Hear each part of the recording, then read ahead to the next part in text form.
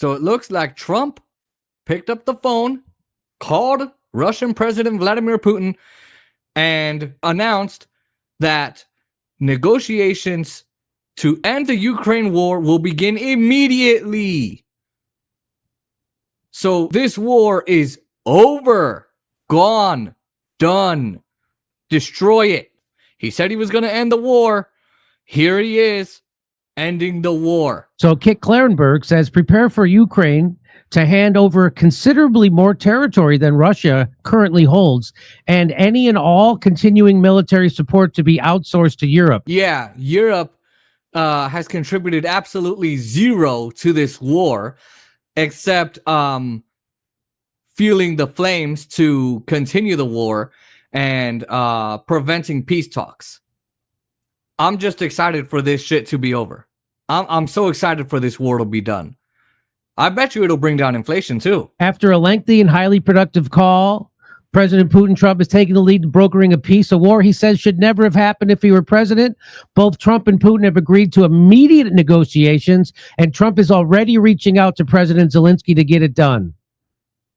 This could mark the beginning of the end for the war. Trump's peace team includes Marco Rubio, CIA Director John Ratcliffe, National Security Advisor Michael Waltz, and Special Envoy Steve Witkoff.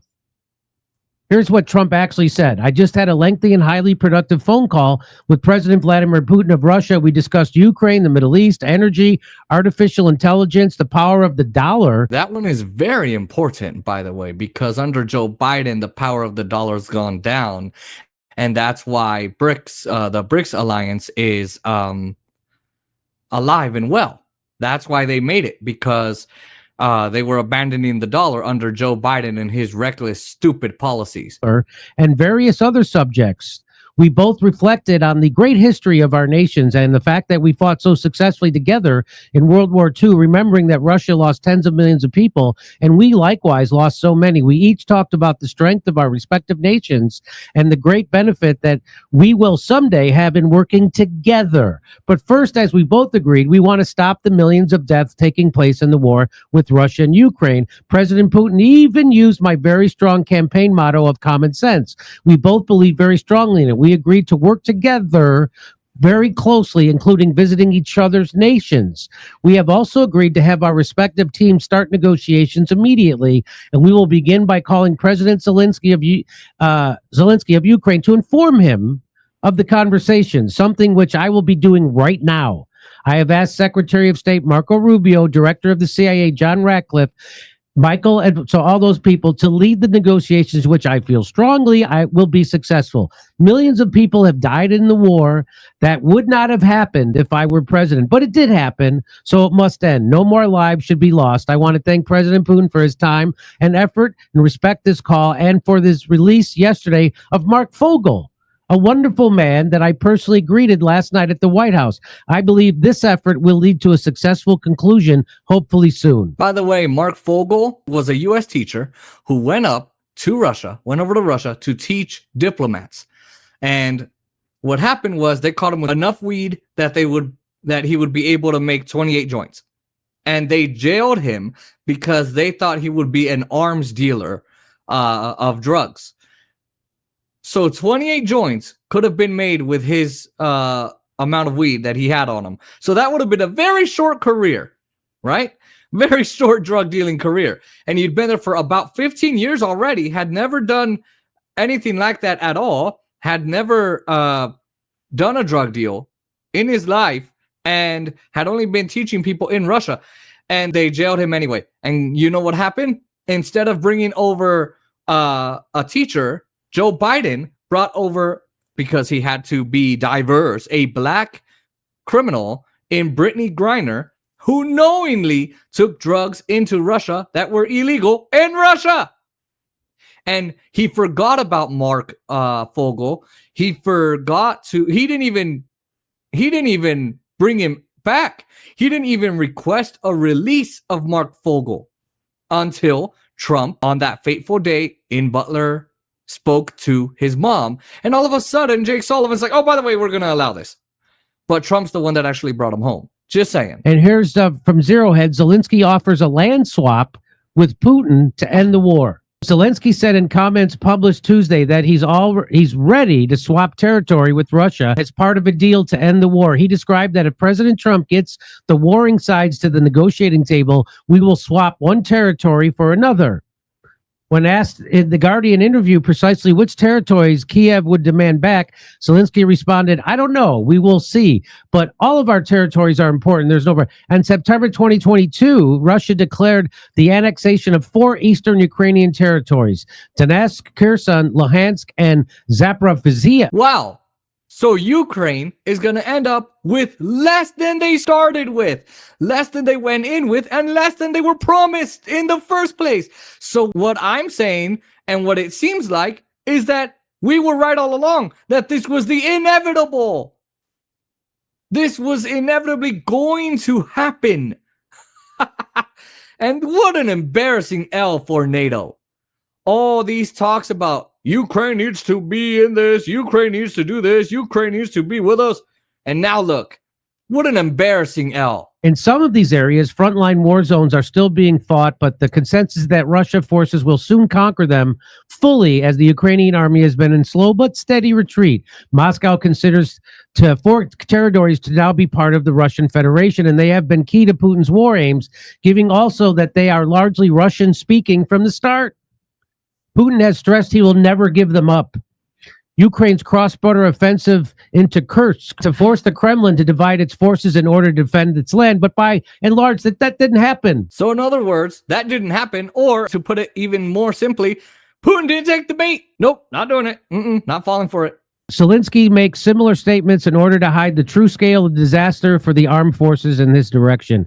While somewhat of an embarrassing blow for Moscow in the beginning, even in Kursk, events in Kursk have not caused the Kremlin leadership to panic. Instead, officials have constantly downplayed its strategic importance in a bigger context of the war. For this reason, Moscow is shrugging off Zelensky's offer of a territory swap, which means Kiev doesn't have the leverage it thought it had in taking dozens of Kursk towns and villages, which has been long evacuated of the Russian population at this point anyway. So looks like, as we said before, Ukraine is going to end up with less than they actually were promised and that they started with, and worse off than they would have been had they taken the peace talks that were offered by Russia in April of 2022, in March or April. But Boris Johnson actually went down there and said, no, don't take these peace talks. Don't agree to these peace talks. We're not ending this war. Quite funny how he would have ended up better off. Zelensky and Ukraine would have been better off with more land, more minerals, more property, and a better result than they are now. So they're worse off. Amazing. This is a big monumental shift because now the U.S. is renouncing and denying Ukraine's membership into NATO after like 17 or 18 years of trying ever since the Bush administration. So they've been dangling this membership in front of them like, oh, here boy, come get it. And they were never going to get it in the first place. Never going to get it in the first place, ever. And this all could have been avoided had the U.S. taken this position in 2021 when this war started, instead of being the dumbasses that Anthony Blinken and Jake Sullivan and Victoria Nuland and Joe Biden and all those idiots, corrupt assholes, not gone into Ukraine and not done this bullshit, because they've lost hundreds of thousands, over 1 million lives, all for something that was never going to happen. The United States could have taken this position, and you know how we know that? Because they're taking it now. All the people that died in Ukraine are the only ones that are going to be paying the price for this. Not Joe Biden, Anthony Blinken, Jake Sullivan, all those neocon, deep state, military industrial complex assholes that put this war on for their own fodder and to enrich themselves.